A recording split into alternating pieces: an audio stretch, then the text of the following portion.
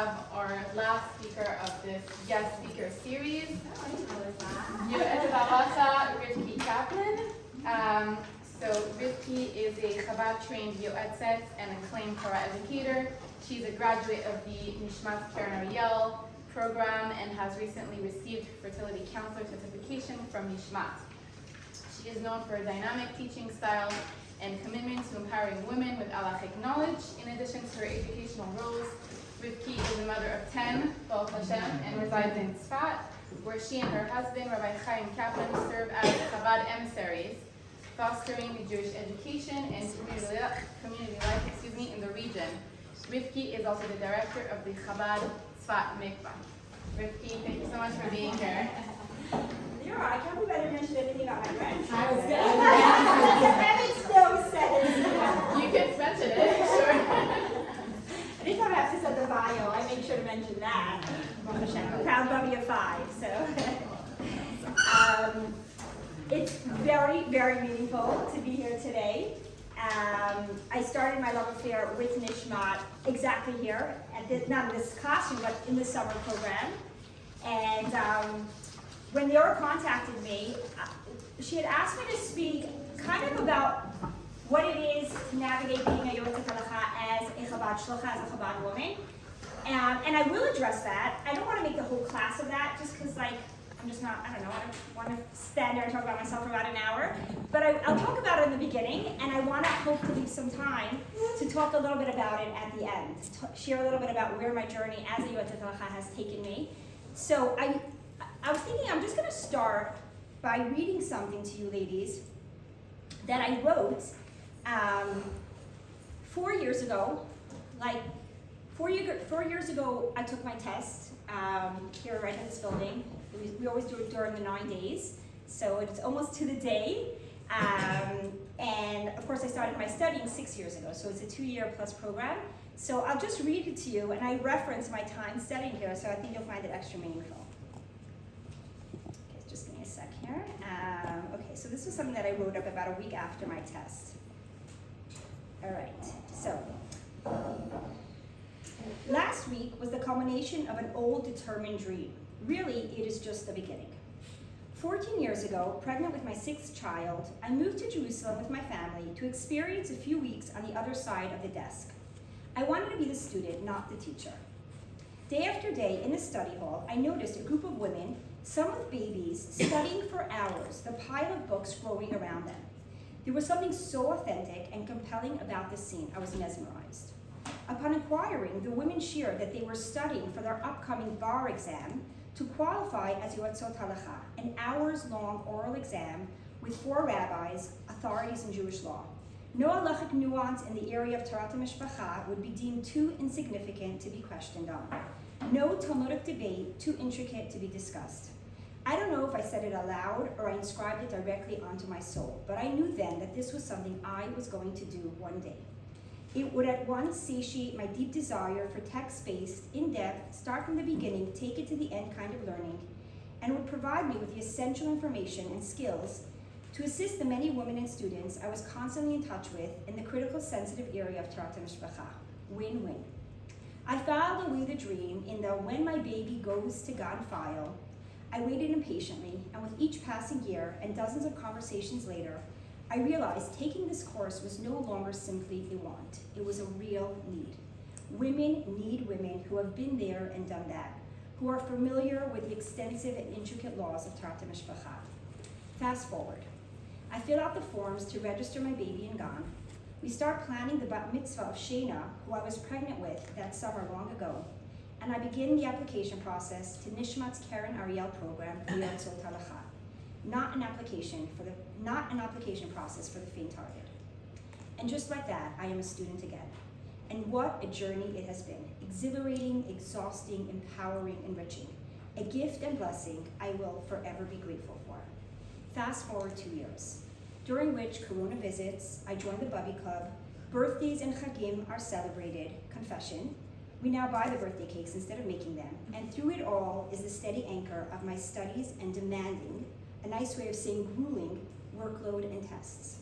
We meet professionals in all areas of women's health. I gain new respect for the rabbis as I am exposed to the intricacies that need to be grappled with. I stretch way past my comfort zone, hit brick walls, and with the help of my incredible chavrutot, learn how to climb over them and use them as springboards. At times, I am Humpty Dumpty, but my husband Chaim is there to put me back together. He is both my greatest support and yet knows just when to push back as I lose and regain my equilibrium while navigating new territory. I am in heaven. The bar exam looms closer. It takes a village, and thank God I have an incredible one. My extended family and friends form the best cheerleading squad. My kids make smoothies and bring it to Mount Sinai, the name they fondly call the room I am hibernating in.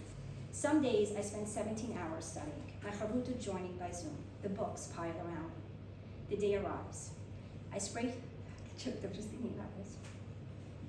The day arrives. I spray Chanel number 5 because I viscerally feel my Bubby Kenny Darren with me. And Yoetzet Halacha in her time, long before the term was coined.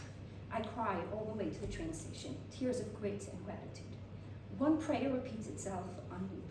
Please God, allow me to utilize all that I have gained to help my sacred sisterhood gain ownership and empowerment of what is truly theirs. Please God. It's time. I introduce myself and mention that I am a Chabad shlocha in Tzfat. The rabbi greets me with a quizzical look. There's a place in Chabad for Yoetzet Halacha? I have been asked this question many times before. I am ready. The Rebbe of blessed memory was a passionate advocate of women learning text-based Torah, particularly the areas of Halacha, where women play an integral role. In addition, the Rebbe encouraged, pleaded for each of us to have a mashpia, an objective, wise woman with whom we can hityaetz, seek advice, a spiritual life coach of sorts, someone we turn to for navigational advice in all areas of life, including the sometimes personal and sensitive aspects. He nods slowly, but isn't done yet. You have a mashpia? Absolutely. I am blessed to have a mashpia who has been with me on this journey from day one. It seems I have passed this part of the test, but the real fun is only starting. He leans in. Can you list the examples where the Ramah, Reb Moshe Isserlis, disagrees with the Mechaber, Reb Yosef Cairo? I have never been asked this question before, but I feel ready. I kept a list while studying on purple index cards.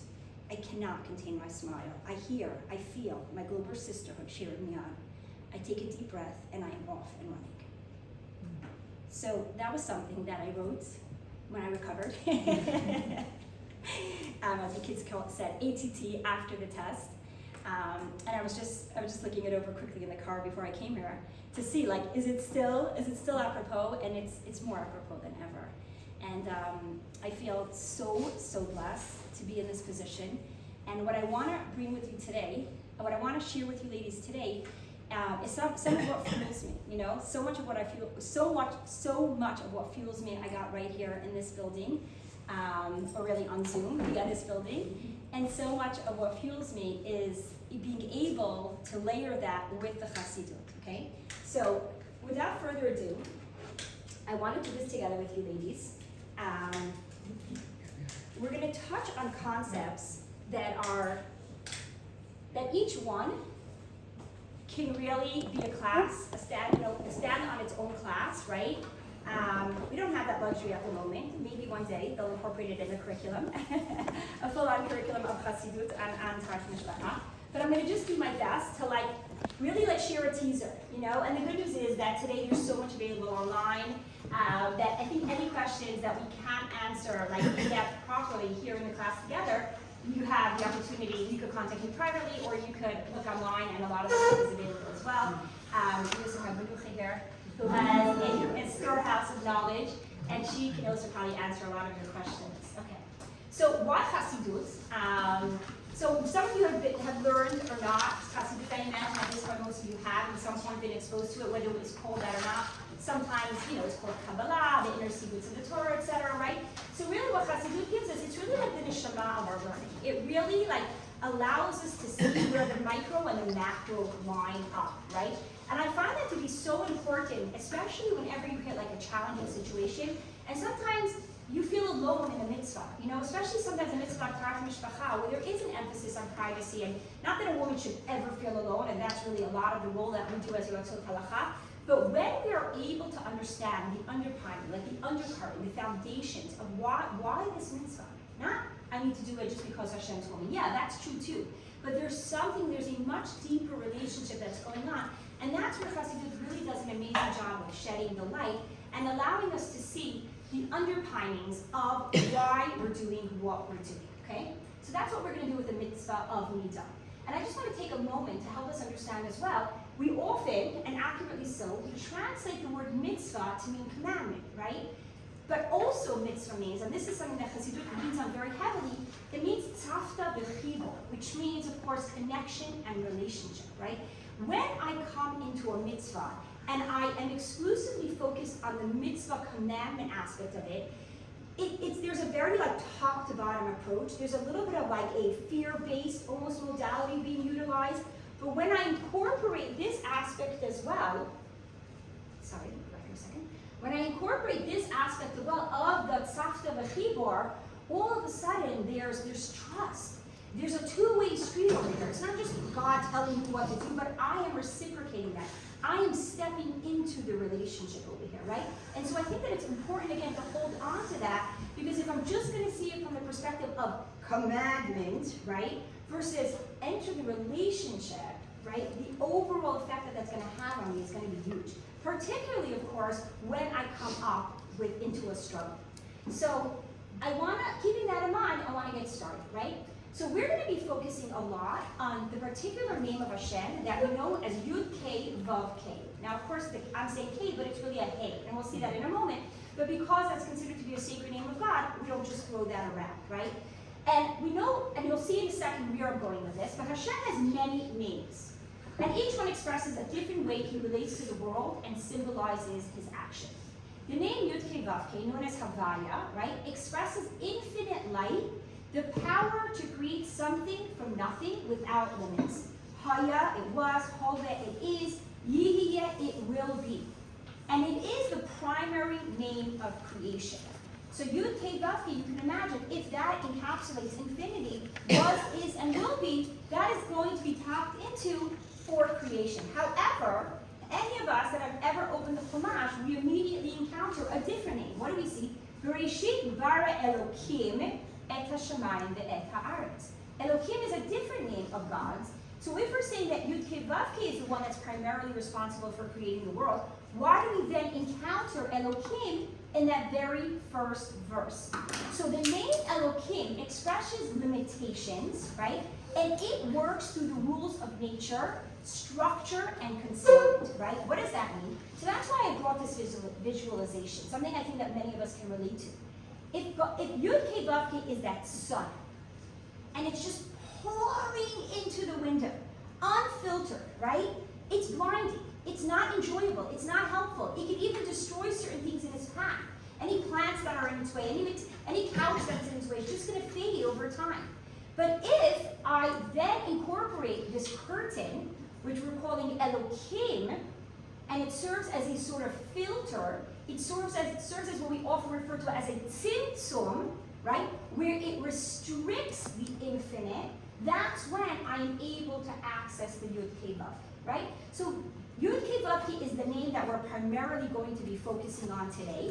And yet I just wanted to address the question of, well then why do we see Elokim, and help us understand Elokim allows us access to the Yud Kei Vav Kei. Like that curtain that then makes it pleasant and enjoyable and provides this gorgeous sense of the sun coming in through the curtain. Okay, so the Yud Kei Vav Kei is really understanding the building blocks of creation and how the world receives its life force. Okay, so that's exactly what we're going to be focusing on now. We're going to take a couple minutes to talk about the Yud, the Hey, the Vav, and the Hey over here, and that's going to build our world. All right? And again, if this feels like a lot, it is. It is a lot, and for some of you it might be new concepts, but if you're sitting here, that means you're open to that. Anybody who's taken their time this summer, maybe flown to Israel or blocked off chunks of their time, it's because they want to learn something new. They're excited to be able to tap into expanding their narrative, okay? So the name, the letter Yud, is the first letter, of course, of the Yud Kei Vav Kei. And again, each one of these we could spend hours doing, but I'm really I spent so much time just trying to bring the minimum that was necessary to allow for the conversation, okay? And everything that's on the board now, you also have in your paper. So feel free to follow along wherever you're comfortable following, okay? So Yud is often referred to as the Chachma, okay? Chachma is Koach Ma, the power to discover what lies beyond your intellectual grasp. At the first point of contact with the mind, a new idea remains a mystery. While this essential point contains the fullness of its wisdom, it remains abstract. The mind sees the idea, but does not yet comprehend it. Since Chachma is the point of discovery of something above and beyond itself, it is the appropriate point of contact between finite man and infinite God. Remember, God is trying to create a world. He has to be able to channel infinity into finitude, right? So Yud begins that process. The Yud is thus the first letter of God's name, the first point of revelation. Like Chachma, the Yud is a dot, a single, undefined, undeveloped point. Its potential is fully hidden in its essence. Chachma, I'll take a question in a second. Chachma is also called Av, because like a father, it is the mashpia, it is the giver that provides the initial seed. Yeah, go ahead. I'm just curious to hear the source that the Yud is a Chachma. Is it like in the Tanya, in Kabbalah? Like, what's the source? Yeah, so a lot of what I'm quoting over here does come from the Admar King. Okay. Not particularly in the Tanya, but in the other books that the author of the Tanya, Rosh Hashanah Rabbi is who Yor is asking about. And it's based on sources in Kabbalah. Okay. Chassidut doesn't, I mean, not that I'm familiar with create sources, right? It's really about taking a primary source. When I say primary, I'm talking about as far back as the Mitzvah and the Zohar, etc., and helping understand and uncover what's hidden within there. Yes, exactly. But my source is going to be, I believe, it's the Likutei Torah, which the author of the Tanya wrote. The reason I didn't include sources is because I pulled from a couple of places just to be able to make it as concise as possible. But it's a good one. I really should do that anyway. No, I was just curious. Yeah, no, of course. Okay, so we have the Yud, and then we have the next letter, which is going to be the Hey. Okay. Hey is symbolic of Bina. Bina is the ability to deduce one thing from another, right? And it's possible when one fully comprehends the initial idea. Bina takes the original idea and expands and develops it, both in breadth and in depth. It crystallizes and clarifies the details of the idea that were obscured in Chachma. That which was in concentrated form is now revealed and understood, represented by what is known as the higher Hey, which is an expansion of the original dot in breadth and length. Bina is called the aim because, like a mother, it is mekabel. It receives the seed and then develops it, turning it into full-figured entity. Okay? And then the third letter is the Vav, of course. And the Vav stands for what we know as the 6 midot, okay? Attributes. If I'm using terminology that you either translate and stop me, otherwise I won't. I'm just going to assume that we're familiar with it, okay? So the 6 midot, and these are the acronyms for which is Chesed, Gvura, Tiferet, Netzach, Hod, Yesod. And I provided just a little bit of a, not really translation, but kind of like a leaning into an understanding of what each one of these midot stand for. Sure. So I understand like 6 midot would, be correspond to Rav, but how does the Yud correlate with Chachma and the Hey Bina? What's the connection between Good. So Yud is just a dot. In Chassidut, we often reference the idea that the Yud is the letter in which we start God's name, because Yud, you have a Yud in every single letter. Every single one of the alphabet, when you think about it, has a Yud in it, right? That little, right, if you're stroking the alphabet, every letter is going to have a Yud. So the Yud is the beginning of it all. Encapsulated within that tiny little Yud, like we say in my house, right? It holds the secret of the entire universe, right? Like the reference of a seed, right? When we're talking about conception, and human conception, what does the man contribute? He contributes a dot. He contributes a zera. Within that is encapsulated everything that will be needed, right? Okay? Then the Hey, so visualize the Hey. We could go back to the Hey here for a second. If we, oops, there we go. Right, so the Hey, right here is my dot, okay? I'm starting with my dot right here, and then it expands it in breadth, in length and in width, right? Just like what a woman would do once she has received that zera, it doesn't stay that same way. Every day of that gestational period, it's being developed and developed and developed, right? And we'll talk about that we'll talk about that a little bit further when we get to the second hay, okay? About what it looks like when the receiver, which is the first hay, then ultimately becomes the giver as well. All right? I have to just mention Karen. Hey, good morning. Anytime I talk about conception and seed and childbirth and pregnancy, Karen accompanied us throughout we had a 2-year program to become fertility counselors, and Karen was an incredible part of that. She's acting all humble and stuff, but yes. I'm just glad to be here to listen to. Yes, so anytime I talk about anything related to fertility, and you're right here, how can I not give you a shout out? All right, so now let's go to the Vav. So the 6 midot. So the 6 midot, the 6 emotions, also referred to as Zeir Anpin, the small face, and you can Google up and understand why that is. So just throwing out a lot of teasers here. Are generated, i.e. they are birthed by the union of Chachma and Bina. The Av and the Aim, okay, what do they give birth to?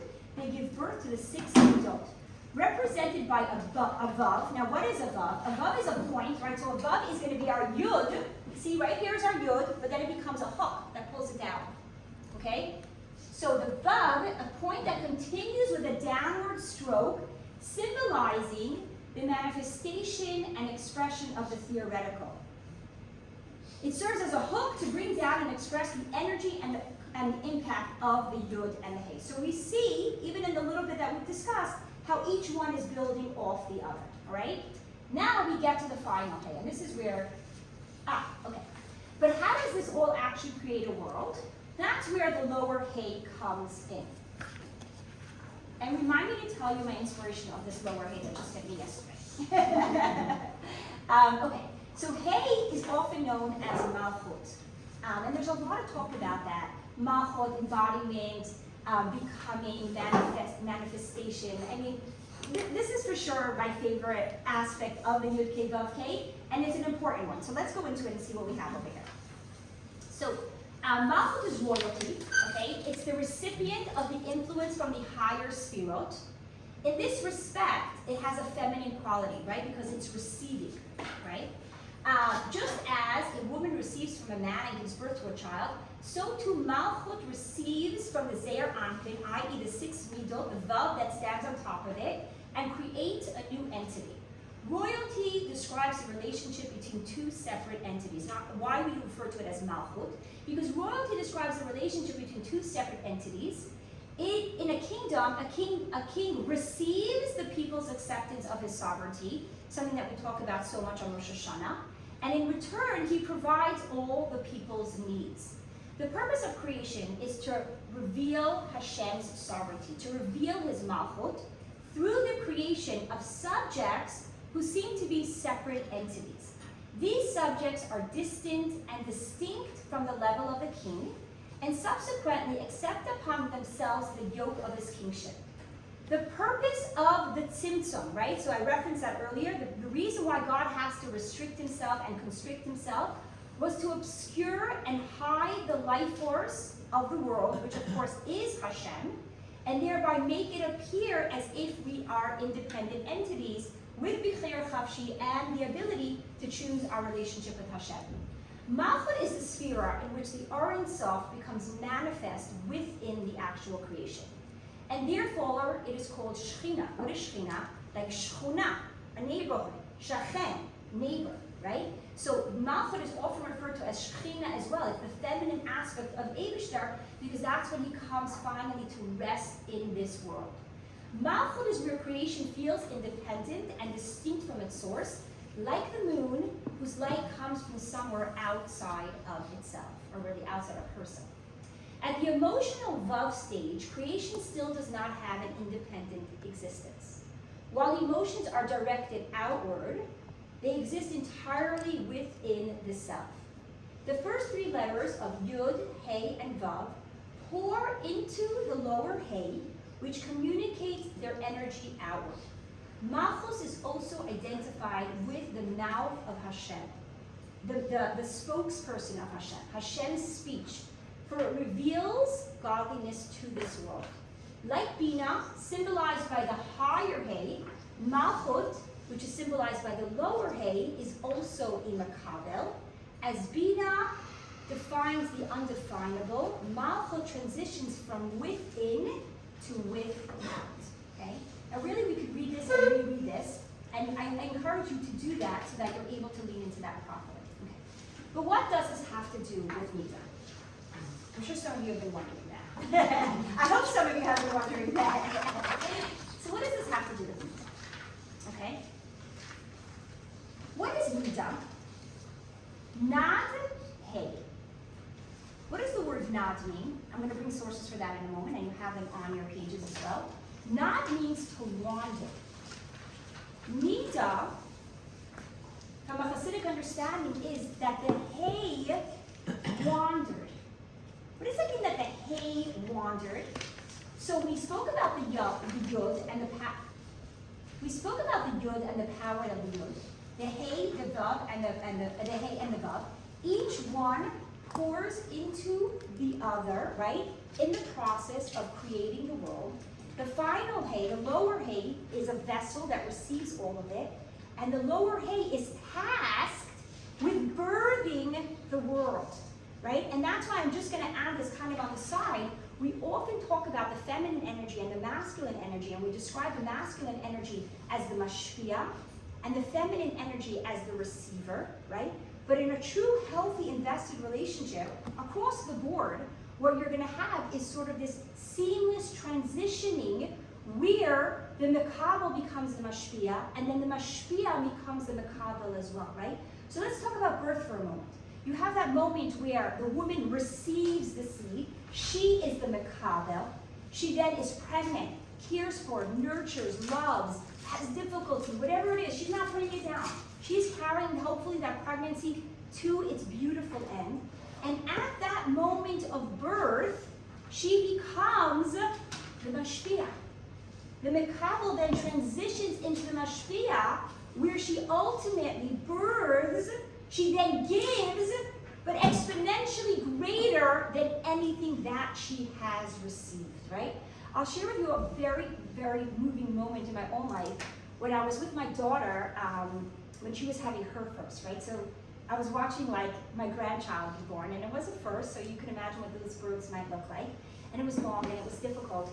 And the doctors were starting to like bring in certain machines, and I was like, oh my God, okay, we have something, we have to shift something over here.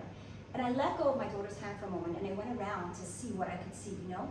And just at that moment, the baby crowned, right? And I called out, I said, Mamala, you're crowning, we're almost there. And when I said it, something settled so deeply, because it was such a powerful visualization of so much of what I had taught, but more importantly, so much of what I had struggled with in my own journey as a Jewish woman.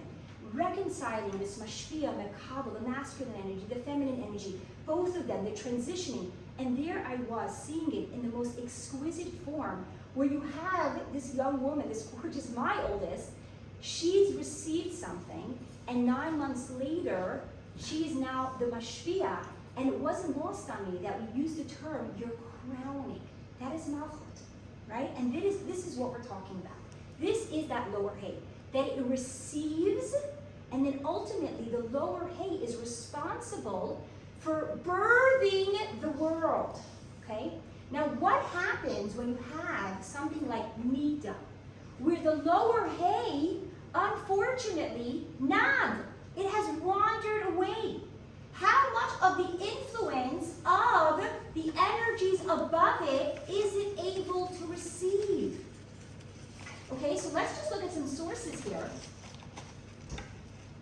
The first time we meet the word nida, I mean not the first time, excuse me, but when we're learning the halachot of nida, which show up, right, in Vayikra Tetra, what does it tell us? V'isha ki tiyeh zava, dam yeh zava b'bsara, shivat yemim tiyeh b'nidata, okay? V'chol hanogeh b'yitma ad ha'erev. So we're being introduced to the nida, and what does Rashi tell us? B'nidata.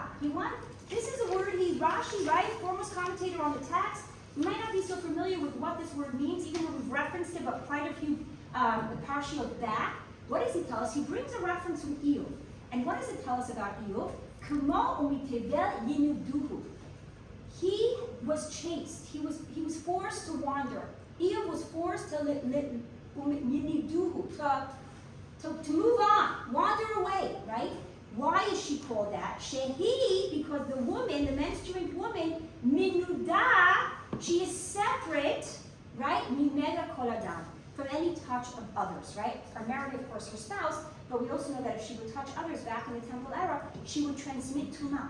So when she became a nida, we often translate nida to mean a menstruant woman, but it actually doesn't. Nida means a woman who now is separate. Why is she separate? Well, we know that from a direct perspective, she's separate from physical touch with her spouse. But also during, like I said, the temple era, she wore special nida clothing to broadcast to people, I am in a state of nida, and yeah, sure, you can give me a hug, but that hug is going to cost you that you too are now going to be in a state of tumah, right? So nida, we're now understanding, is not so much about a menstruant woman, but the reflection of what that causes her to become, separate, a wanderer. She now has to, so to speak, wander away, okay?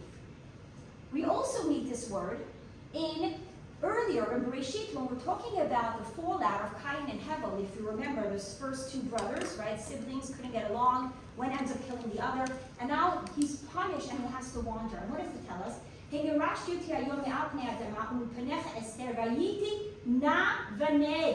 I have become a wanderer. Ned, right there. Sorry, I keep getting this wrong side. I have become a wanderer. And something that we're hopefully won't meet, because Tisha B'Av will be a celebration, but we find this in Lamentations in Eicha. What does it tell us? What does it tell us about Yerushalayim? Yerushalayim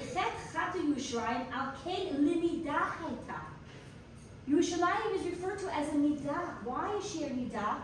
Because she's now forced to become a wanderer. Like, she doesn't have people that are settled. It's no longer the capital city. It's no longer the place where everybody came, where it felt like home, where the Shekhinah rested, right? So we have reference to the idea of nida is the idea of something wandering. Now, let's go back a moment. Hold on, I want to just go back here to this slide. Right? So now we begin to understand, if we're saying that nida on a micro level means that she's a menstruant woman, which means she now needs to separate herself, that is because her individual reality is reflected of a cosmo reality. That the hay that we have over here and everything that it stands for, all the energy of that hay has wandered away. So what we're experiencing as individuals is because that is what God Himself is experiencing. So let's see this again in some more text we have, right? This shows up in Shir HaShirim. It talks about, God mentions, Bati Legani, I have come into my garden, okay? This is actually something that's very close to Chabad Chassidut. This was when the Rebbe took over his leadership in 1950, right immediately past almost immediately past the Holocaust era. The first Hasidic discourse that the Rebbe said, which sort of like, made it official that he's taking over the leadership position, was known as Bati Legani. And it really became like the marching orders and really the vision of what the Rebbe had, right? The Rebbe was like, we're not talking about the destruction. We're not talking, of course we see the pain, of course we see the hurt, but we also see the potential.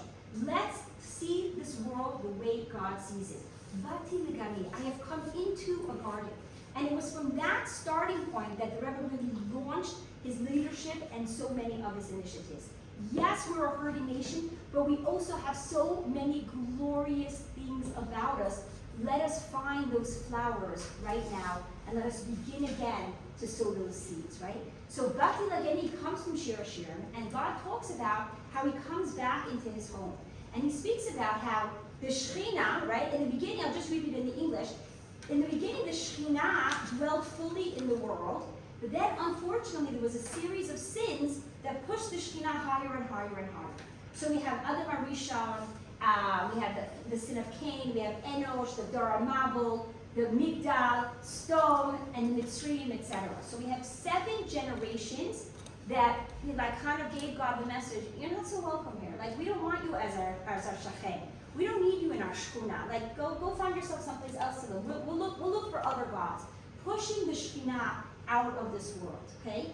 Then, in contrast, we have 7 tzaddikim that began the process of bringing that further down. We have Abraham, Yitzchak, Yaakov, Levi, Kahat, Amram, and ultimately, when Moshe Rabbeinu dedicates the tabernacle, the Shekhinah finally feels like there's a place that it can rest down here in this world, right? However, in this discourse that the Lubavitch Rebbe said, so like I mentioned, just move this, so I can read this together because I want to, I don't know why this picture is going to show up here. Rivky, what English year is 5717? Do you know? It's going to be 1957, right? So the Rebbe took over leadership in 1950, and then every single year, commemorating that day, which is Yud Shvat, the 10th of Shvat, the Rebbe would analyze further an aspect of this concept of Bati Legani, okay? Until it's like an entire series just on its own. So in 1957, thank you for asking that, I should have written that down, the Rebbe says as follows, right? So we last go off with the thought from Shir HaShirim, that the Shekhinah unfortunately went up, and then the Shekhinah comes back down, right? But then we know that in exile, things are completely reversed. During this time, Hashem's speech is in a state of ultimate concealment and silence. The Tzemach Tzedek connects this to the verse, and we find this in Tehillim, Lamitet, Ne'elamti dumya hechisheti. I have become mute with silence, I held back. And as explained in Reshet Chachma, the initials of Ne'elamti dumya hechisheti spell Nida, symbolizing the broader state of exile. During this time, Yerushalayim is referred to as a Nida, like we saw. The word Nida itself can be broken down as Nad Hey.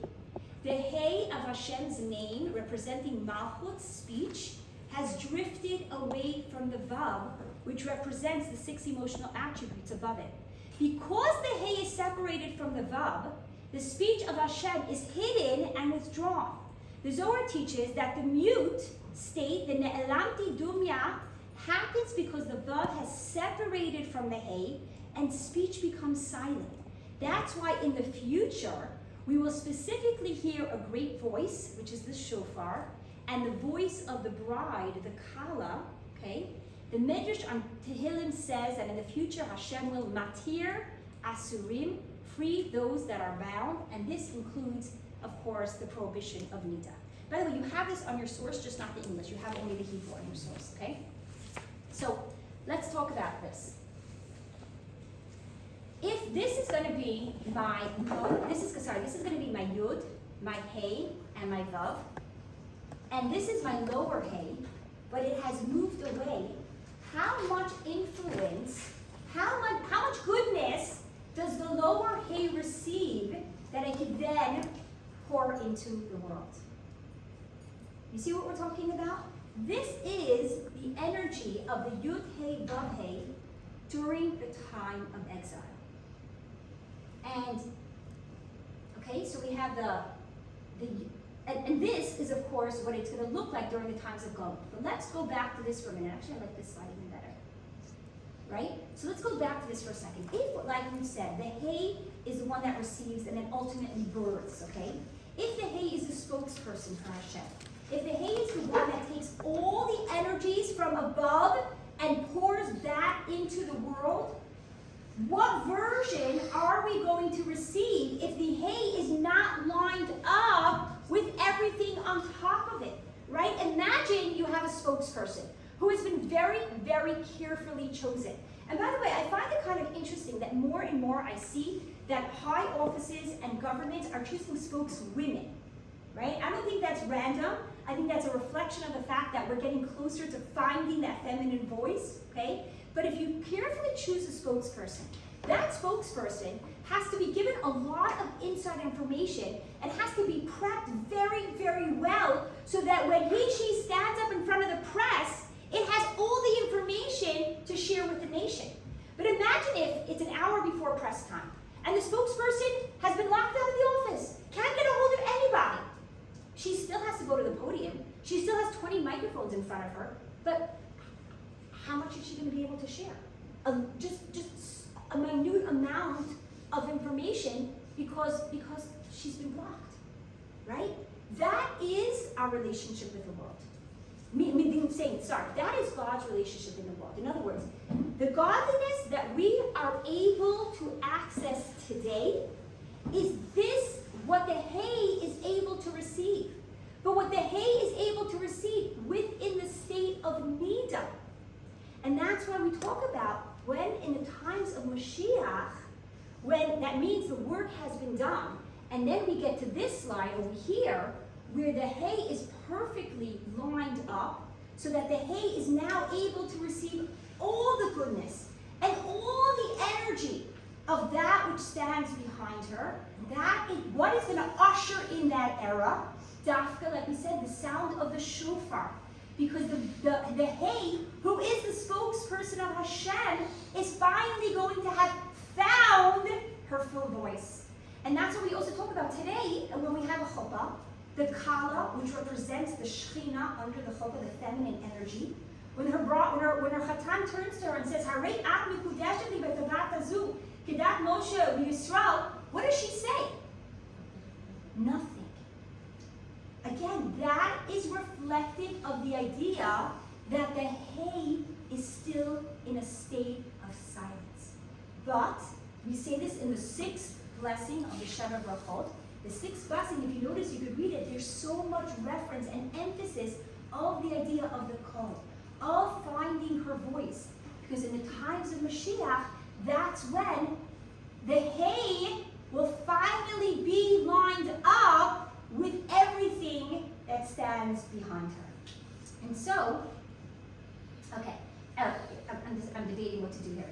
So here we'll do two thoughts. Okay, I'm gonna skip this. I'm just gonna give this over orally. And I touched on it before, and I often get asked the question from women, from students, from girls, will there be Nida in the times of Mashiach? Now, having said everything that we said, what do you ladies think? No. Why is that? Because the hay's alone. Exactly. There's no longer the wandering of the hay. Exactly. So in other words, it's going to be like, obviously, now that I understand that my personal experience as a woman, or as a nation, as a world that is experiencing Nida, right? The good news is that we're getting closer. We're closing that gap. And when we talk about like the feminine energy rising and the rise of Malchut, things that I'm sure you've been exposed to, this is what we're talking about. When the hay is finally going to go back to where she rightfully belongs, and if that's the case, there's no need for Nida. Okay? Somebody want to say something? No, I just wanted to add also that Nida is a tikkun for Chava's chet, and when Mashiach will come, that tikkun will be completed. Excellent, and we won't need excellent. Exactly. Very well said. So, like I promised you, ladies, that I'd start the class talking a little bit about my journey as a Yoetzet, and I'm going to conclude with it. By the way, I just want to talk about this for a second because the slides before that was the source inside, which I could provide for you. I don't think I put it on the paper, but I just want to talk about because I see there are some women in this class that may or may not be involved in a marriage right now, and so the laws of Nida as we know it today are not applicable, and yet we do experience Nida at a macro level, right? So how does that apply to me on a micro level? So here's how I see it, and this is something that I often do. I teach in a few seminaries, and so the girls sitting in front of me, they're young women, they aren't married yet, and this is how I bring it home. And again, it's based directly on a discourse from the Rebbe, where the Rebbe talks about the idea that Nida results from a misalignment caused by Chet Etzadat, exactly what you just referenced, okay? But to the point where God wove it in, and here I quote directly from the Sikha, "V'ofen she'ara na'aseh etzlam kidavar tiv'i." In other words, yes, our periods are natural. Yes, they're necessary. Yes, they're normal. Yes, they're healthy. Yes, we want them, right? But if I would take a moment to pause about it, I would actually realize that all this came about because way back in my history and somewhere in my spiritual DNA, there was a misalignment, right? When they were in the Garden of Eden, there was perfect alignment. They eat from the tree of knowledge and psh, right? This huge gap opens up. So how I bring it home to women that are not in a marriage is, our periods really offer us a monthly invitation to ask ourselves, just because something is natural doesn't make it right. Are there other areas in my life that I consider natural, normal, routine, but perhaps they too stem from a place of misalignment, right? And it's sort of like an invitation, and anybody who's familiar with the different hormones that drive the different parts of our cycle, it's a more introspective, a more like turning inwards to prepare the home for a possible pregnancy, and it becomes a little bit more about me, and it's an opportunity to ask myself, no, I'm not in a marriage right now. No, I don't have to separate from my spouse or go to the mikvah, but I too am experiencing this, and I am part of the larger picture as well. So where does this hit me? If I take a moment and recognize that I'm experiencing this, I'm experiencing the physical symptoms of nida because there is a spiritual reality of nida, right? Are there other areas in my life that are also so worked into the natural that I no longer realize that maybe actually they're not good for me? And I actually love this line here that I got from this book, Fast Like a Girl. Dr. Moody Peltz, if anybody's familiar with her. When you shed blood, it's a version of a detox. We need that menstrual cycle. It is how our body is removing toxins. It is a mechanism we should cherish. And I think that it really aligns when we understand the spiritual underpinning of what it is and what opportunities it gives us, and allows us to align our experience with the cosmic spiritual experience. Your period can become that way, right? I think the Western world has done an amazing job of disconnecting us from our bodies. Conversation for another time, pop in an Advil and go, right? But the Torah really invites us, and Chassidut really invites us to pause a second. There's a connection here. There's a body-soul connection to every single experience that you're having, not just, again, at an individual level, but a national level and at a global level. Yeah, Karen? Is there a perspective then on either menopause as a different time period, or on people who use birth controls that really suspend their periods, like IUDs, or the birth controls that are every couple of months or something like that? So I've gotten that question a lot, and I haven't seen something specific to this in Chassidut. It's like something I've been driven to try to find out a little bit more, But I also like women who are making the conscious choice to suspend their periods. And again, it could be exactly what they need, and it could be even medically what's necessary, no judgment whatsoever. But we often do it with no intentionality. We often do it like we treat our womb as just like this island out there, not recognizing the holistic effect that it's having on all of us. And I think that what this conversation is inviting to recognize, yes, this is a decision you need to make. Maybe it's a necessary decision and required. Recognize what it's going to do to the larger person of who you are. Recognize how it's going to affect the way you show up to yourself, to your spouse, to your family, to your community. Adjust things so that you could show up as your fullest self, even though internally things are looking a little bit different. Okay? Yeah, and regarding menopause, now you really hit where it's sensitive. Not there yet, but I'm starting to think about it. I think that menopause is an invitation. This is just something that I've been sitting with recently.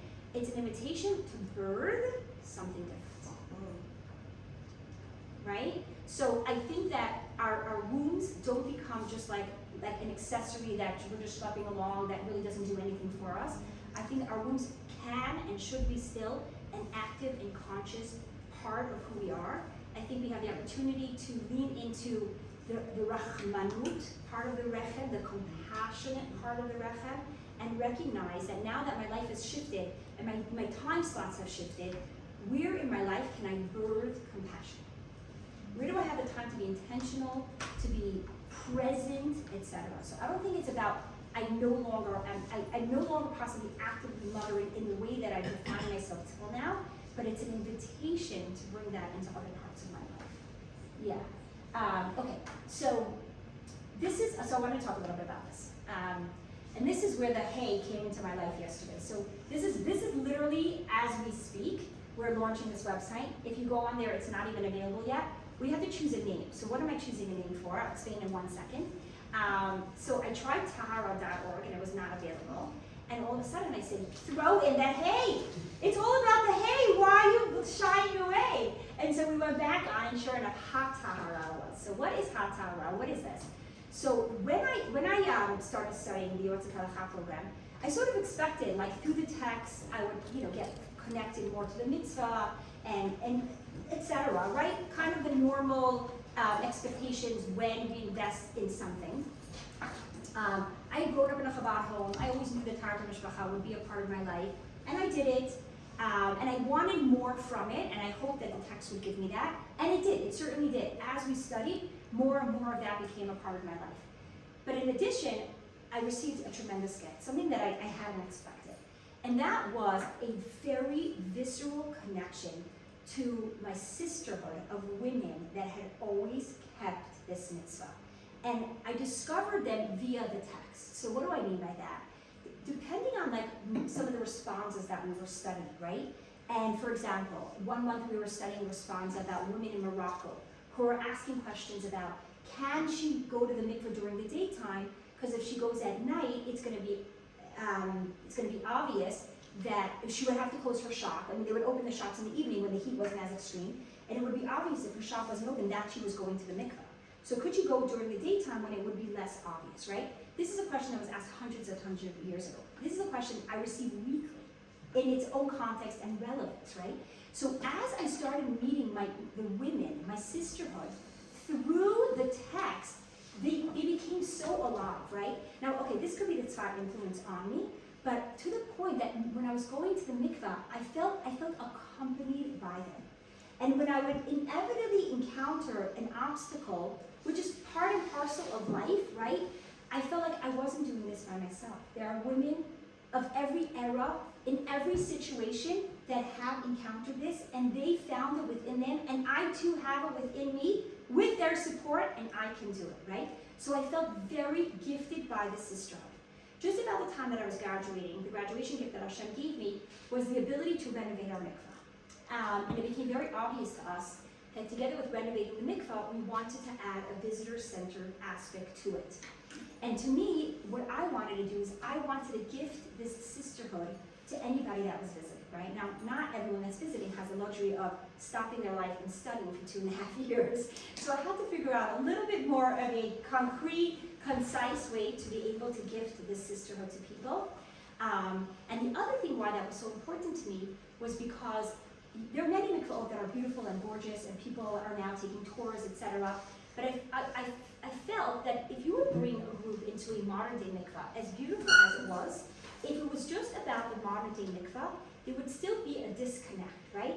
Because if they had never really considered mikvah, their moms, their grandmas, they weren't doing it, it was sweet. It was it tickled their curiosity, but it was still about them. I'm happy for these women, these ultra-Orthodox or Orthodox women. I'm happy for them they have this experience, but it's not for me. And I really wanted to bridge that divide with anybody that would come to our mikvah. And I felt that I could bridge that divide if I gifted them with their sisterhood. Because every single one of us is part of this sisterhood, right? So ultimately, what we did when we renovated is that we built this magnificent mural, and it really depicts, the picture hardly does give credit to it, and it really depicts the flow of water right here from the beginning of the creation of the world till where we are today. It's like a 40-foot mural. It takes the length of this entire room, artistically done. And I have to tell you, the feedback is so deeply moving when women come and they see this, because thank God, I feel so blessed that our objective has been met. And just yesterday I did a tour, and the feedback that I got from this woman, and she said exactly that. She said, my mother didn't do mikvah, my aunts didn't do mikvah, my grandmother didn't do mikvah. And I feel proud that I'm doing a generational turn, but I also felt a little bit lost. And when I came to the mikvah, I recognized I have a sisterhood, So that is something that I feel very grateful that, one of the gifts of being a Yoetzet Halacha was that information and that knowledge and that sisterhood that I can now pass on. So I just had this thought yesterday as I was giving this tour, to bring a little piece of the mural with me.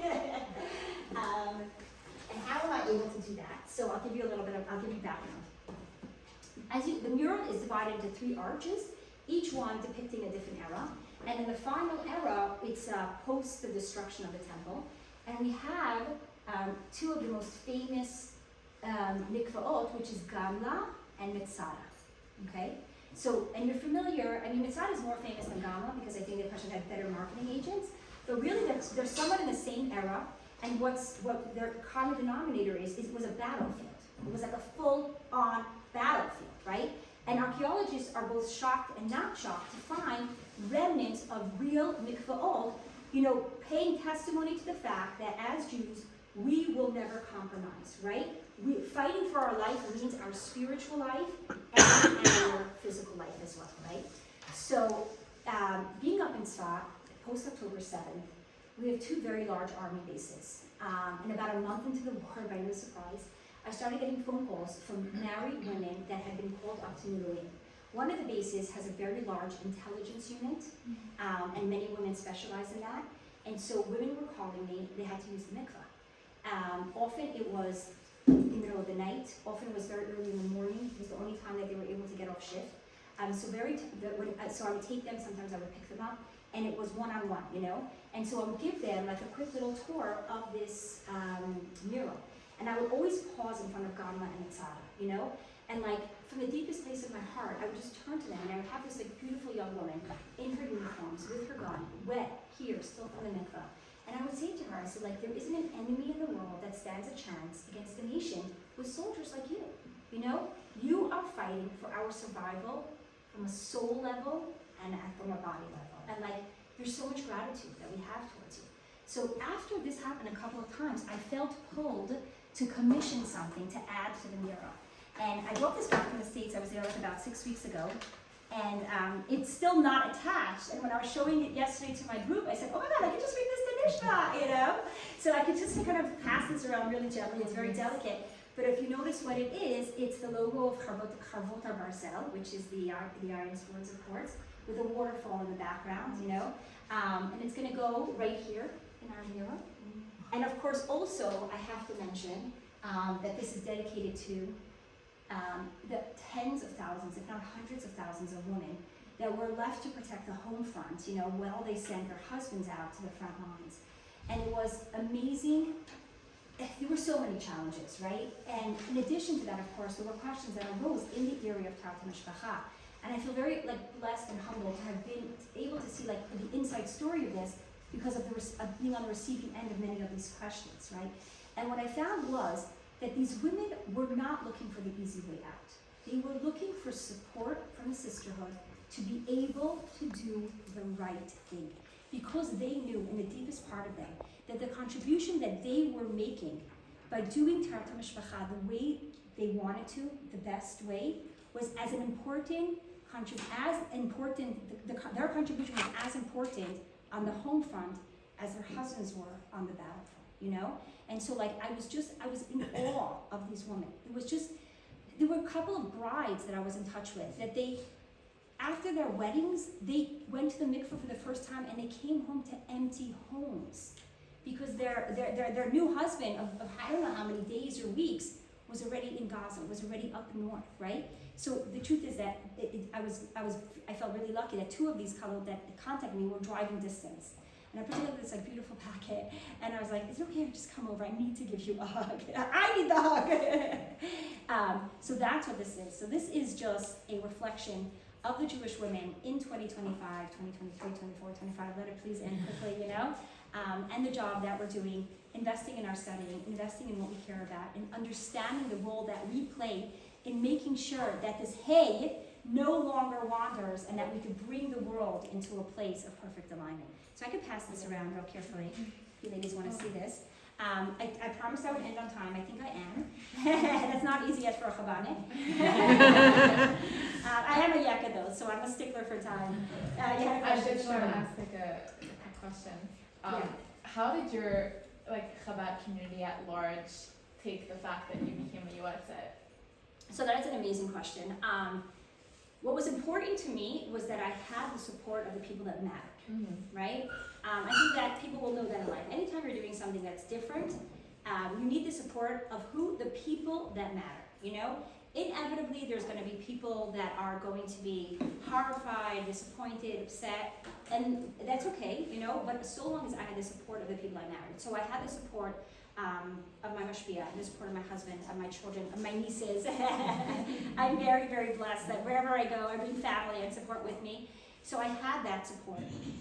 You know, as slowly word got out, you know, that I was doing this, I flew as far below the radar as I could intentionally. At a certain point, you could no longer, you know. There was pushback, and I actually invite pushback because I think the pushback is very welcome as long as it's done as like you're willing to have like a dialogue about it. If pushback is coming from an uneducated space, then I just like try to like wish them well and like not allow myself to crash from it, you know. So there was pushback. I would say there still is pushback. The people that matter support me. I'll say even more than that. After I became a Yoetzet Halacha, there's an organization called mikvah.org, and one of the things that they did is that they established a hotline. And the dots connected exactly, you know? Ultimately, and I was involved in establishing that hotline, and then when it came to launch it, they felt that I was too much of a liability, so they threw me under the bus, and the hotline still exists. And when it went public, I remember Rabbanit Henkin reached out to me, she's like, do you know about this? I said, I do know about this, and you get 1,000% credit for it, you know? So people, change is slow, I think, but people recognize, like, and recently I've been really, really leaning into, and maybe we can do this next year, the Bnot Slavchad. The Bnot Slavchad, you know? I mean, they're where it's at. Because it's not just a woman's voice being heard, it's a sisterhood. It's the first time we meet a sisterhood. And it's so powerful, you know? And what they stood for, by the way, they were hay. They were 5 women. They were all about that hay. They were all about nachot, okay? And so I lean in a lot on like Sarah Schneerer, those, I mean, in my tiny little way, you know? And the Rebbe's teaching. The Rebbe was really about women taking ownership about what they're supposed to be studying. And I try to stay strong. So yeah, so slowly, like, and it's changing. I think there's a. Is there support besides for pushback? There is. I'm saying from the people that matter, there's support, and Menucha, most importantly, I get questions, and it's kind of like I'm in a little bit of a rare place because usually, like the day after you graduate, you're not getting questions yet. But because I'm the only Chabad, I'm now not only there's another one in New York, and there's a third one graduating like in a couple weeks. I started getting questions almost immediately. Questions that were sort of like out of my league because people were so relieved to finally have a feminine voice on the other end of the phone, you know? So I kind of got like catapulted into a position that was like unparalleled, you know? Which was scary. And I remember I called my mashpia at one point and I said, I feel scared. This feels too big on me. And she told me, she says, Rivky, you've expanded your vessels and you need to lean into that now. You know? So that's where it's at. Yeah. So it's a process, and it's ongoing. And actually just this morning, my husband was on the phone with Rabbi Oldman from Australia, who is a Chabad rabbi who's like in the leading of so many, you know, breaking areas. And he said to him, he said, oh, Rivky's going to teach Chassidut in Nishmat. He's like, exactly, that's the way it's supposed to be. We're supposed to work together. We have so much to share. The world needs this. And so, yeah, we're holding strong. All right, ladies, any questions, thoughts? Come to, oh yes, and I wanted to invite you all to come and visit Chabad. I don't know if you'll have time this time around in Israel. So why, what's up? Oh, we're going to Kibbutz Levi for Shabbat, so we're thinking about coming. Yalla, get my contact information. It's on the front cover. Yeah. Yeah, we'd be happy to arrange for you to see this. The sisterhood in action. It's beautiful.